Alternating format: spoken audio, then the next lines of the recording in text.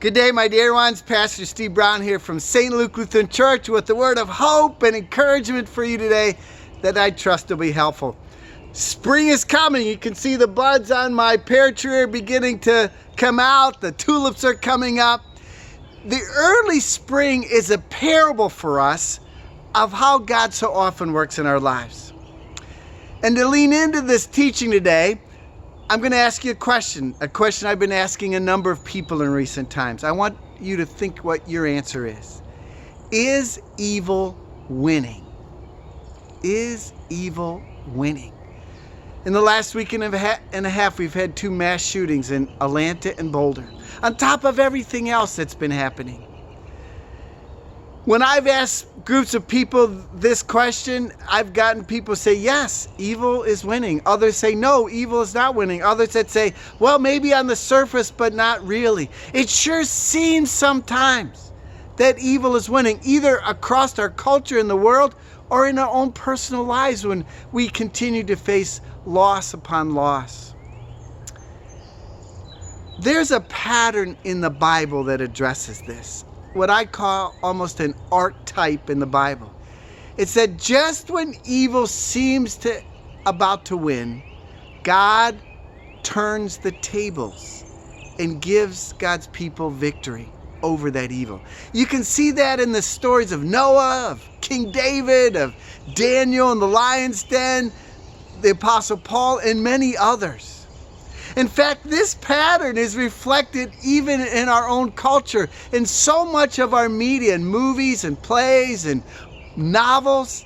Think of the Marvel series or Star Wars or even the Wizard of Oz. It seems like this is the way screenwriters work, that evil continues to seem to be winning the day. Even when the heroes come up with this plan to push back the evil, they seem to do it, but then it fails again. And just at the last minute, when it seems evil is going to win, the tables are turned and the heroes triumph. It's a pattern. In the book of Esther, in the Hebrew scriptures, what we call the Old Testament, we see this pattern so vividly.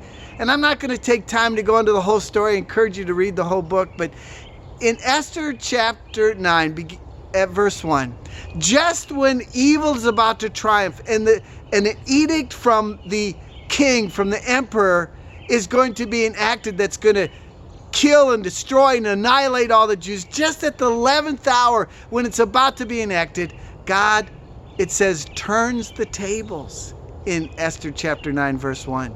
And God's people triumph and overcome. So often it appears that evil is winning, but then God, at what often seems the last minute, steps in and turns the tables. The story of Jesus in Holy Week is the prime example of that. When evil thought that they had triumphed by crucifying the Son of God on the cross on Friday, Sunday came and he rose from the dead. This is like the pattern of early spring. When we think we can't take winter anymore, not for one more day, spring comes.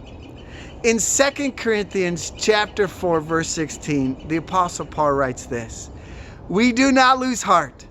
Though our outer self is wasting away, our inner self is being renewed day by day. There's that pattern again. When it seems all is lost, when evil is winning, we're being renewed day by day. This is why we come to worship on a regular basis. And as we now are beginning to move back into in-person, inside worship, I hope you're planning to come, because of all the reasons that we may go to worship, and there's a lot of good reasons, one of the best reasons is to hear God's word as it's read in the Bible, as it's preached to us, as we experience in the love of the fellowship of the family of faith. We hear God's word that says, even though it appears so, evil is not winning. It's not winning in the world. It's not winning in your lives. In fact, when Jesus rose from the dead, he defeated evil. It's already defeated. So I hope that as you're planning your days ahead, you're planning to come back to be in worship with us so you can hear God's word, that evil is not winning, that Jesus has triumphed. May that be an encouragement for you today.